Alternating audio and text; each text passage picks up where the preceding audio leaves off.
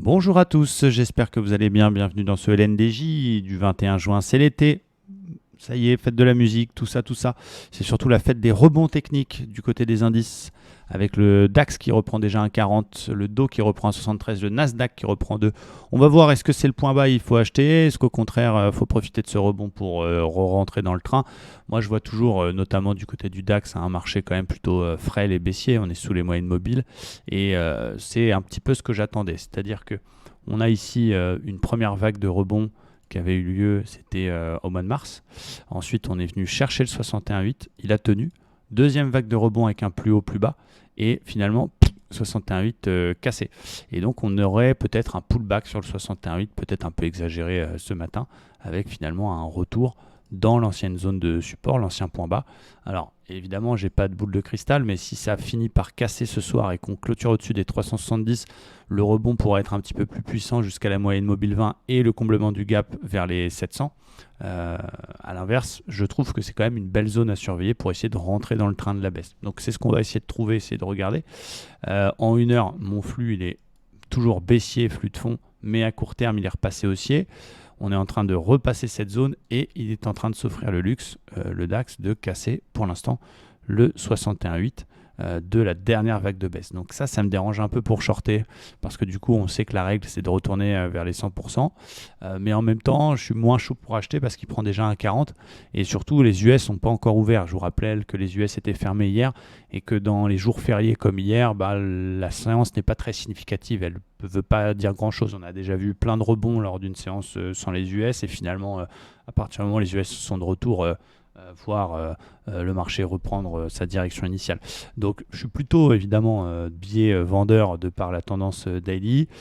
J'ai envie de shorter, mais pour l'instant j'ai pas de signal. C'est-à-dire que c'est en train de rebondir, casser le 61,8 et j'ai pas particulièrement de signal. Donc je vais essayer d'attendre un setup bien précis et la clôture sur le DAX ce soir sera importante. Si finalement il clôture au-dessus des 380, au-dessus du plus bas et du 61,8, je pense que le rebond pourrait se poursuivre au moins jusqu'au comblement du vrai gap qui est un peu plus haut vers 740. Bon voilà, je reste patient et je reste observateur dans un marché. Quand on n'a pas de synchronisation de flux comme ça, quand c'est baissier mais aussi à court terme, bien voilà, on va essayer de shorter et puis on va se prendre des stops parce que ça continue de monter, parce qu'on a shorté sans vraiment de signal.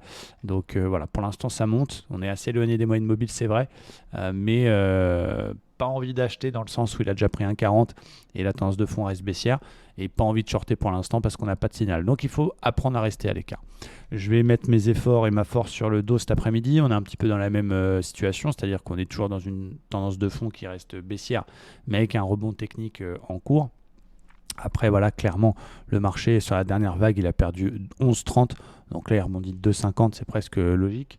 En 4 heures, on a une espèce de divergence qui s'est activée, mais qui est un peu dégueulasse. Si on prend celle-là, elle n'est pas si dégueu, mais on a déjà un plus bas avant sur le RSI. Si on prend la plus grosse, c'est pas ouf parce que c'est une grosse div. Je vais surveiller une zone qui me paraît majeure, c'est cette zone en violet ici, qui est l'ancien plus bas du mois de mai, qui a fait support, qui a déjà fait 2 fois résistance, qui correspond à la moyenne mobile 54 heures, donc les 30 800. C'est ce que je vais surveiller. En attendant, à court terme, on est un peu dans la même situation que le DAX, c'est-à-dire qu'on a une phase d'accumulation, une phase de stabilisation avec une fin de baisse qui s'est initiée jeudi soir avec la séance de vendredi 4 sorcières, on est resté là-dedans. Il est encore en dessous, lui, le 61,8 de la dernière vague de baisse intraday. Donc voilà ce que je vais surveiller cet après-midi. S'il arrive à passer au-dessus du 61,8 et qu'on a un OPR classique, on va dire comme ça, je m'offrirai peut-être un petit achat pour essayer de surfer le rebond jusqu'à ma zone des 800-850. Ok, parce que 61 000 cassés égale 100% et on peut le faire sur le dos qui a un peu plus de puissance et qui peut nous laisser un peu plus le choix. Mais je ne m'interdirai pas une reprise du flux baissier tant qu'on est sous 61,8. Ça veut dire que peut-être que cet après-midi, si je passe en 15 minutes, ce sera un petit peu plus juste. Voilà, tant qu'il ne passe pas le 61,8, le chat n'est pas là, les souris dansent. On le laisse faire son rebond. Et s'il nous fait un joli signal sous 61,8, donc ça peut être une divergence, ça peut être un double top, un petit quelque chose comme ça, eh bien je ne m'interdirai pas de reprendre le flux baissier. Si on a ce genre de situation, par exemple avec un 61,8 qui passe pas, ça corrige, on fait l'OPR, on casse l'OPR. Voilà, de reprendre le chemin de la baisse Je ne me l'interdis pas. Je vois pas ce qui fondamentalement a changé. Il faudrait, ce serait plus confortable pour shorter, qu'il repasse sous ses moyennes mobiles, notamment la 50 en 15 minutes. Mais voilà, attention au piège. C'est pas le bon timing pour rentrer maintenant. Voilà, on va surveiller ça. 61,8 cassé, on peut essayer de surfer sur le rebond jusqu'au 850 en cas de cassure de paire par le haut. Échec sur le 61,8 qui ne passe pas, on corrige, on pète la 50, on pète l'OPR par le bas. Je me projette, évidemment l'OPR n'est pas encore fait. Eh bien on reprend le chemin de la baisse avec en objectif les plus bas de la semaine dernière. Et donc les 30 000 chiffreront, voire 29 800 points. Donc voilà la situation. Donc pas de biais, ça rebondit. J'ai pas tout de suite envie d'acheter. J'attends de voir la réaction. Si ça rebondit sans moi, on surveillera les 800-850. Si ça repart à la baisse, eh bien on saura rentrer dans le train de façon peut-être un petit peu plus confortable. Et voilà, c'est le vrai premier jour de la semaine. Hier, c'était férié. Donc on va laisser les premières minutes des US décider.